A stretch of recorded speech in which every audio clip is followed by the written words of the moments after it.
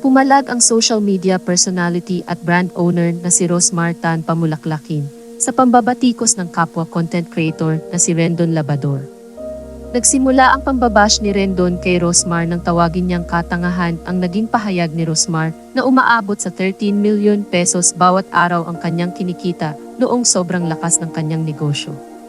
Ani Rendon sa kanyang Facebook story, kalakip ang screenshot ng article ng bilyonaryo tungkol sa kalkulasyon ng mga netizens sa kung magkano raw ang dapat na bayarang buwis ni Rosmar sa BIR.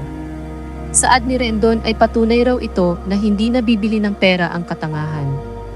Sa ad pa nito sa Instagram na kung ang tawag sa taong may pera at tahimik ay matalino.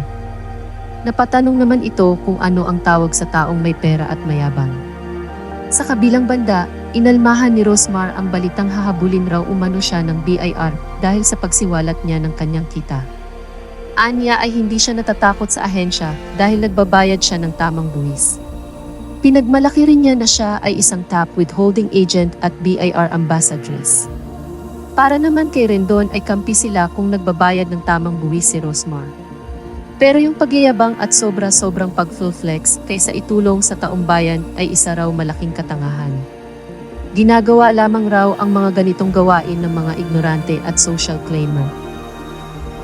Mas nanaisin raw niya na sumakay sa jeep at natulungan pa niya ang driver kesa mayroon namang sports car pero tanga naman. Sinabi pa ni Rendon na hindi muna siya magpapakabait dahil dumarami na naman raw ang katangahan sa internet. Nagbabago na raw sana siya kaya pakiusap niya na sana raw huwag maging tanga.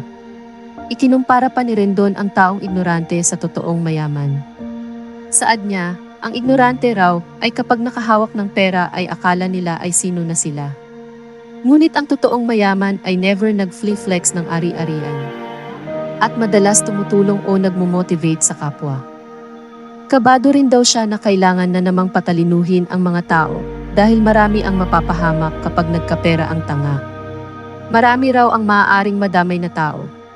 Samantala, ilang larawan naman ang ibinahagi ni Rosmar kung saan makikita na kasama niya ang opisyal ng BIR sa pagkakatalaga sa kanya bilang BIR ambassadress. At resibo na siya ay ginawaran ng top withholding agent. Reaksyon naman rito ni Rendon ay kahit raw mayroong picture si Rosmar sa BIR ay hindi ito nakakatalino. Ginagawa lamang raw ito ng taong humihiram ng credibility sa iba kasi alam nilang wala silang ibubuga. Nakakababa umano ng pagkatao ito sa kanyang tingin.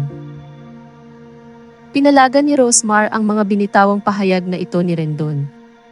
Humingi ito ng pasensya dahil kulang umano sa nutrisyon ang kanyang labrador dahil panay motivational rice lamang ang kinakain. Nagpahiwatig rin siya sa kanyang mga followers na i-report ang social media account ni Rendon. Dagdag pa niya ay dapat hiwalay ang FB ng tao sa mga aso.